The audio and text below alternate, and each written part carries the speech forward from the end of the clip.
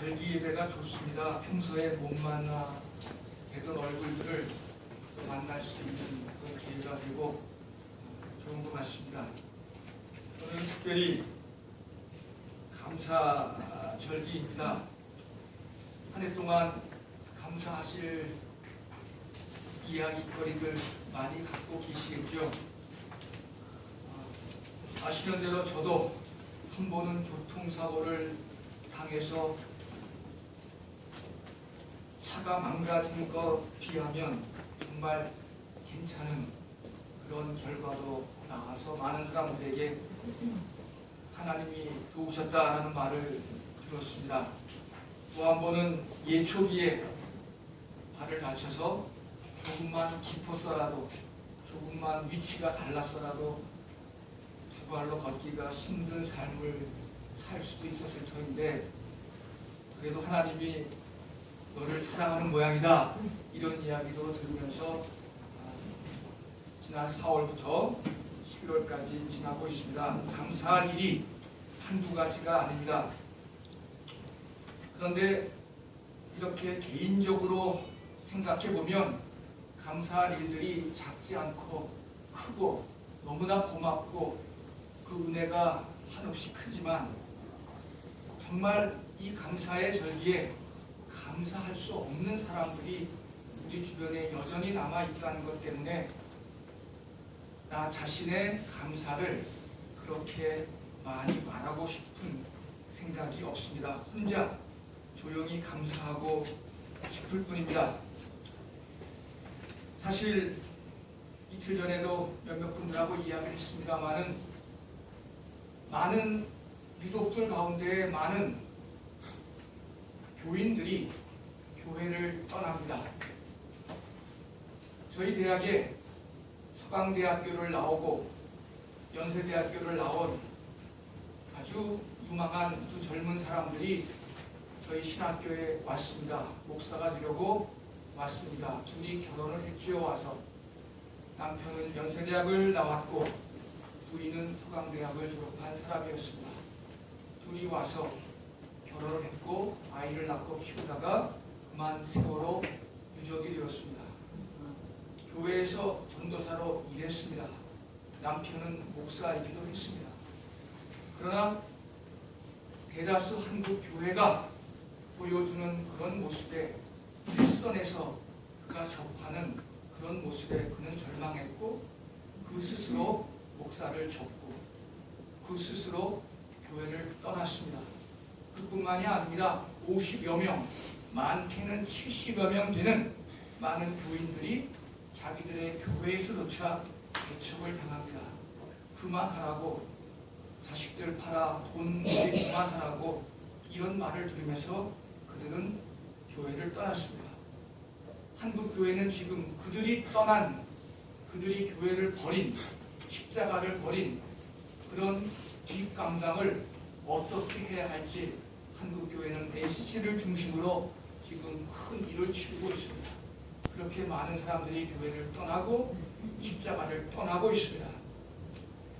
그리하여서 이번 20일 금요일 날 그렇게 교회를 떠난 어머니들을 모시고 유족들 어머니들을 모시고 신학자들이 그분들을 위로가 될런지 모르지만 그분들에게 다시 한번 기독교라는 것이 그들의 고통에 어떤 의미를 지니고 어떻게 다가가야 좋을지를 준비하는 그런 세미나 모임이 열리고 있습니다. 오늘 이 자리에 당연히 같이 왔어야 될 저희 집사람이 또 그 한 몫을 맡아서 지금도 책상 앞에서 글을 쓰느라고 지금 온갖 고민을 지금 다 하고 앉아 있습니다. 그래서 오늘 함께 이 귀한 예배를 함께 하지 못한 것 죄송하다고 말을 전하주기를 그렇게 바라서 말씀을 전합니다. 그래서 오늘 설교도 역시 그런 톤으로 제 마음을 함께 나누고자 합니다. 보라, 너희 어머니 우리의 자식이 아니던가. 자연은 과실을 맺는데 사람은 꽃조차 피우지 못하였구나. 주변에는 영원히 2014년 4월 16일에 머무를 수밖에 없는 이 땅의 가장 슬픈 이들이 존재합니다.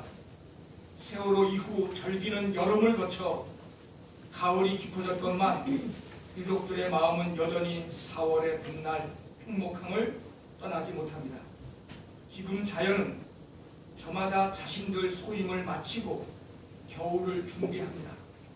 밤나무는 밤을 맺었고 대추나무는 대추를 맺었고 감나무는 감을 내며 자신들 생을 마감하는 중이지만 세월호에 탑승했던 우리의 아들, 딸들은 이 땅 어른들 잘못으로 꽃봉오리도 피우지 못한 채 생을 마감하고 말았습니다.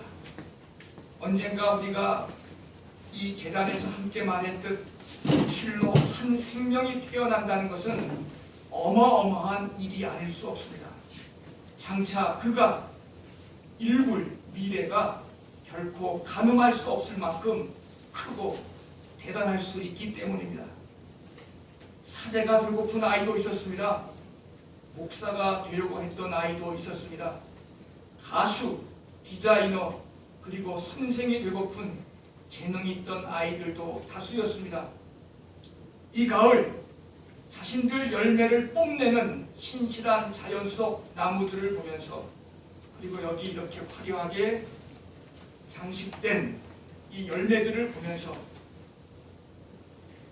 이 어마어마할 미래를 가져올 이들을 수장시킨 세월호 참사가 너무도 애통하여 그리고 아직도 진실과의 대면을 회피하는 이 정부가 괘씸합니다. 더구나 유족을 배제한 여야의 정치적 결정이 백성을 절망케 했고 향후 진실 자체를 실종시킬 것만 같아서 정치권에 대한 배신감들을 느끼고 있습니다. 이나마도 200여일에 걸친 500만 시민들의 거리 투쟁이 없었고 목사들의 40일 단식이 없었다면 이나마 이 정도의 특별법도 없었을 것을 생각하면 세월호 참사를 둘러싼 진실 공방은 이제부터 정말 이제부터일 것입니다. 그동안 유족들 마음을 아프게 했던 것은 조금씩 나아지곤 있으나 교회들의 냉혹함과 무관심이었습니다. 사실을 제대로 밝혀 같은 일이 반복되지 않도록 특별법 제정을 받았으나 다수 교회는 유족들 편에 서지 못했습니다. 세상의 중심이 약자에 있다는 십자가의 가르침을 길가에 떨어진 씨앗처럼 무가치하게 만들었습니다. 광화문 광장이 유족들의 고통과 절규의 장소가 되었고 애통하는 이들의 안식처가 되었으나 그 옆에 정작 우뚝 서 있는 감리교 빌딩, 동아면세점 빌딩, 그 속에 있는 제가 속한 감리교는 이들에게 충분히 벗대지 못했습니다. 마틴 루터 킹 목사의 말을 떠올려 봅니다. 우리 시대의 최고의 비극은 악한 자들의 아우성이 아니라 선한 이들의 침묵이란 대목입니다. 지금 국립극장에서는 한태의 신곡이 공연되고 있습니다. 그중 한 대사도 다음처럼 같은 뜻을 전합니다. 지옥의 가장 뜨거운 자리는 도덕적 위기 시기에 중립을 지킨 자들에게 예약되어 있다는 것입니다. 그렇습니다. 대한민국의 총체적 부실을 드러낸 세월호 참사, 자식들 죽음을 실시간으로 지켜본 전대미문의 비극 앞에서 우리 하나님은 기억을 기우려는 이들과 기억하여 행동하겠다는 사람들 중 어느 편에 설 것인가를 묻고 있습니다. 그것이 우리 기독교인들을 사랑하시는 단테의 말을 빌리자면 지옥불을 면케하려는 하나님의 방법입니다. 여성신학자 도로트 죈레가 말하듯 하나님은 우리를 언제든 정의의 편에 서게 하시는 영원한 신비라는 생각을 멈출 수가 없습니다. 한 번 정의에 서라는 것이 아닙니다. 끝까지 정의의 편에 서라는 신비한 하나님의 명령입니다. 오늘 본문에서 저는 아들 예수의 십자가 처형을 지켜보는 어머니 마리아의 마음을 헤아려 봅니다.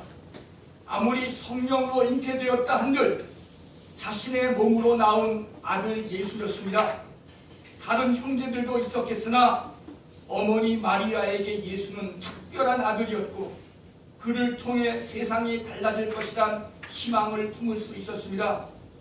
누가복음 1장에 기록된 마리아 찬가를 보면 이 여인은 예수를 잉태하면서 자기의 삶이 얼마나 복될 것이며 자기 인생이 비교할 수 없을 만큼 자랑스럽게 바뀔 것인지를 마음껏 노래하지 않았습니까? 연약한 여인이었지만 잉태를 통해 자신의 삶이 예상치 못한 방식으로 달라질 것을 스스로 대견했고 그 자신감을 만방에 전했습니다. 이렇듯 자신의 삶을 달리 만들었던 예수가 지금 자기 보는 앞에서 십자가에 달려 처형당하고 있습니다. 더구나 흉악한 강도들 틈에 끼어 자칭 유대인 왕이라 조롱받았고 그의 옷은 벗겨져 맨몸이 드러났으며 생각 없는 군인들에 의해 오락거리가 되고 말았습니다. 자신이 믿었던 아들, 자신의 존재감을 새롭게 각인시켜준 아들의 비참한 고통과 죽음을 목도하는 어머니 마리아 심정이 어떠했을까를 생각하며 세월호 유족들, 아이들의 죽어간 모습을 지켜보는 당원고 어머니들을 떠올립니다.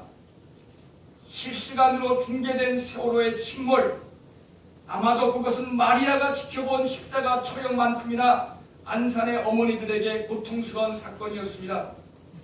예수의 십자가 죽음이 죄 없는 억울한 이의 사건이었듯 세월호 참사 역시 이 땅의 사악한 이들로 인한 무죄한 아이들의 억울한 희생인 탓에 이들 두 어머니의 마음은 너무도 닮았습니다. 무고한 자식의 비참한 죽음을 목전에서 지켜본 어미의 심정을 헤아린다면 이 땅의 지도자들이 이처럼 악할 수 없습니다. 죄 없는 유족의 고통을 조롱하고 방관하는 오늘의 유정자들, 그리고 그에 빌붙은 이 땅의 성직자들, 그들은 옛적의 빌라도이며 로마 군인들이자 당시의 제사장들과 조금도 다르지 않습니다.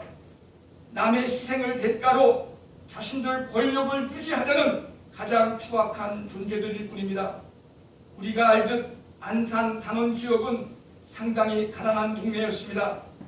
그렇기에 그곳 부모들은 자식 낳아 기르며 오직 그들만을 뒷받침하며 자신들의 미래를 새롭게 꿈꾸었습니다.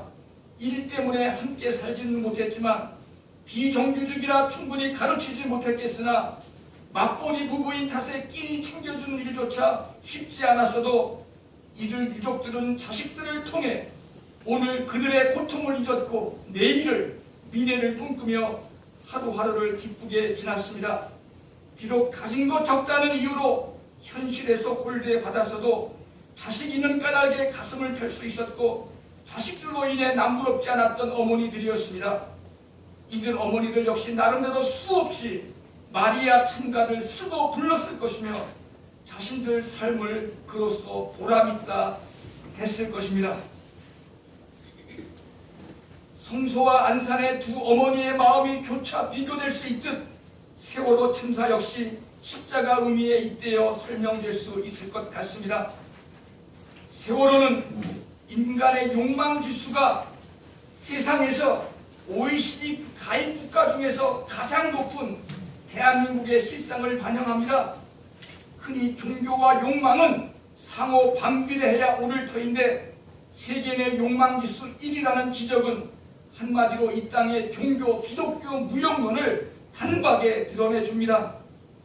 대통령마저 국가를 기업화했기에 백성들 모두가 경제동물이 되었고 그 귀결이 공공성의 실종으로서 관피야 법피야라는 기형적 존재들을 양산했습니다.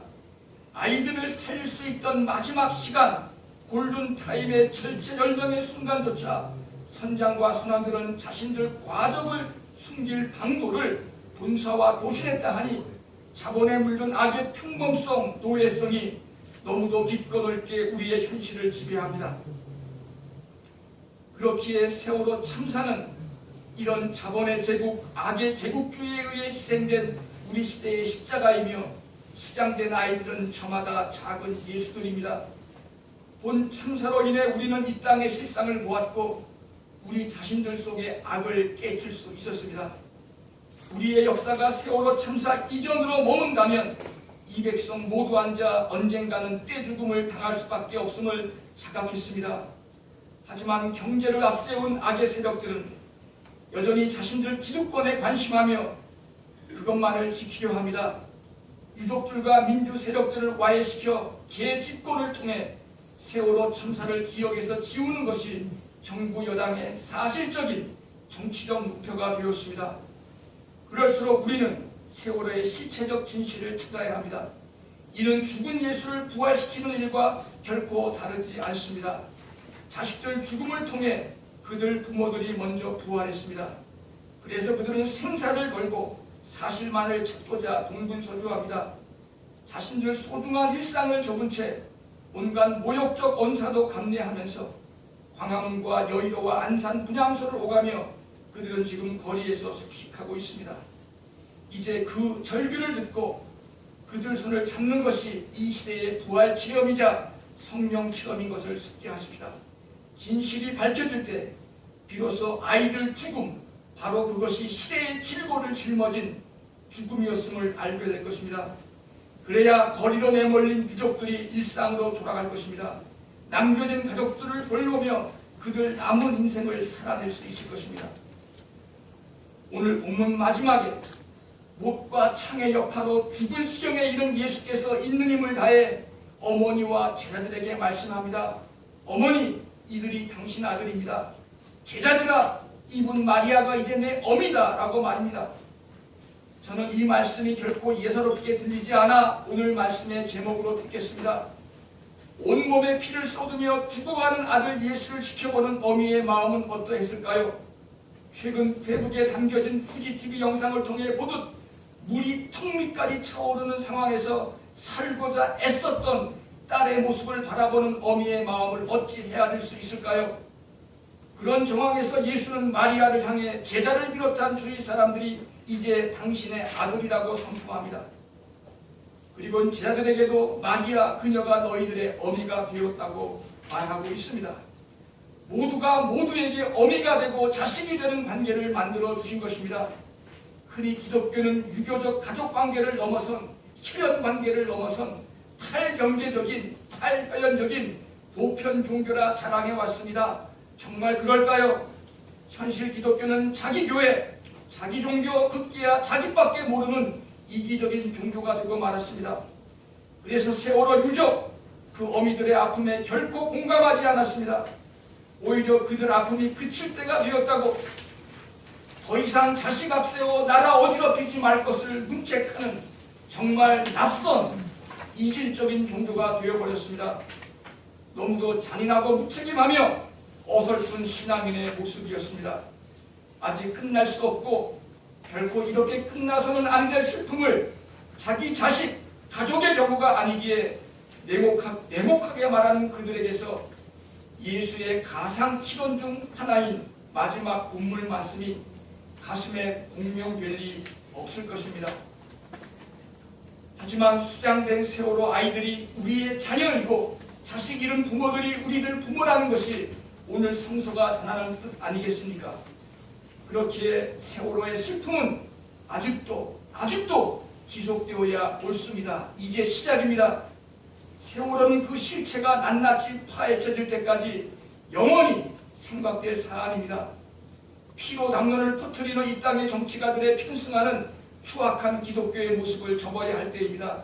지금 우리에겐 피로감이 아니라 궁금증만 더욱 가열차게 일어납니다. 궁금합니다. 더욱 알고 싶습니다. 세월호 참사는 우리 시대를 향해 보이신 하나님의 유일한 표적입니다. 그 옛날 요나의 니느웨 표적밖에 없다 하신 예수 말씀처럼 박근혜 정부의 세월호 참사는 우리 시대의 표징이 되었습니다. 이를 보지 못하고 느끼지 못하고 시류의 편승 있기를 바란다면, 여전히 자기 부모, 자기 형제, 자기 자식밖에 모른다면 미래 세대는 우리에게 이렇게 물을 겁니다. 그 힘겹고 애통하던 시기에 500만 이상이 특별법을 위해 애쓰던 시기에 너 기독교는, 너 감리교는 무엇을 하며 그 시간을 보내느냐고 말입니다. 지금껏 10월이 되도록 모두들 주목하지 않았지만 올해는 히틀러 정권과 그를 지지하던 독일 기독교를 향해 소수 기독교인들이 반기를 들었던 1934년 바름의 선언 80주년이 되는 해입니다. 모두가 히틀러를 지지했습니다. 그를 메시아로 고백했습니다. 그리고는 이득을 얻었습니다. 그것을 양심의 가책 없이 히틀러를 메시아로 고백하고 히틀러 찬양을 불렀던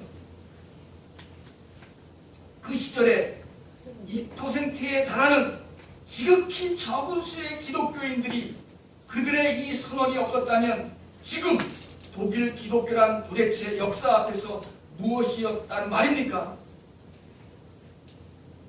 얼마 전 KNCC 90주년 행사에서 고백되었듯 한국교회, 아니 이 땅의 교회는 너무도 크게 흔들리고 있습니다. 부활한 예수가 제자들에게 갈릴리로 가라 명하셨듯이 어느덧 세월호처럼 되어버린 겉 화려한 교회에서 뛰어내려 거친 광야로 나아가야만 합니다. 광화문 광장이 청운동이 우리의 교회요 재단이 될 수도 있습니다. 교회라는 공간에 안주하여 종교적 책임을 다했다는 자기 만족으로부터 탈출해야 합니다. 대통령과 국회가 유족을 버렸으니 우리 백성들 기독교인들이 끝까지 그 곁을 지켜야만 합니다.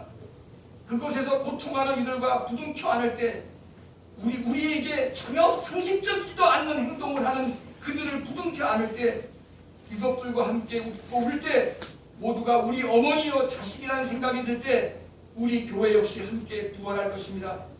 그래서 감히 외쳐봅니다. 이 땅의 기독교요 교회들이요 그리고 신앙인들이요 유족들과 함께 역사를 소생시키는 부활의 길을 나가봅시다. 정치권이 막은 길을 정의의 하나님을 믿는 우리들 신앙인들이 헤쳐나가봅시다. 수백의 아이들을 수장시킨 지난 부활절이 슬픈 부활절이었듯 자연의 열매에 감사하는 이 절기에 자식과 자신들 미래를 빼앗긴 이들의 아픔을 생각하며 그들의 앞날에 힘이 되겠다고 다짐하는 것이 저는 세월호가 일어난 2014년 추수감사절의 뜻이라고 믿습니다.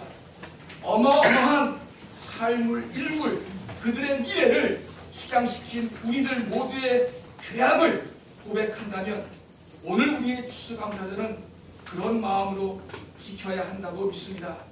그래서 기독교 신학은 이제 세월호 이후의 신학을, 세월호 이후의 교회를, 세월호 이후의 기독교를 다시 말하기 시작했습니다.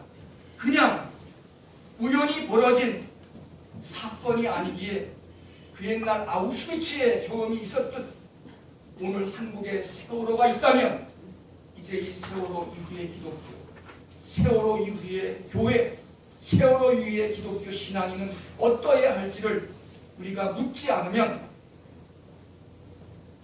오늘 우리들은 우리의 후손들에게 그때 너희는 무엇을 했느냐고 그렇게 물음을 당할 것입니다. 이 감사의 절기에 더 좋은 이야기로 여러분들을 만났어야 하는데 그러나 아직 제 마음이 그렇고 또 주변의 현실이 그렇고 제가 속해 있는 기독교 단체들이 여전히 이 문제를 갖고 씨름하는 상황에서 오늘 이렇게 이 말씀을 함께 어려운 마음으로 드려봅니다. 이 말씀에 함께 공감하실 수 있는 그런 예배가 되었으면 고맙고 감사하겠습니다.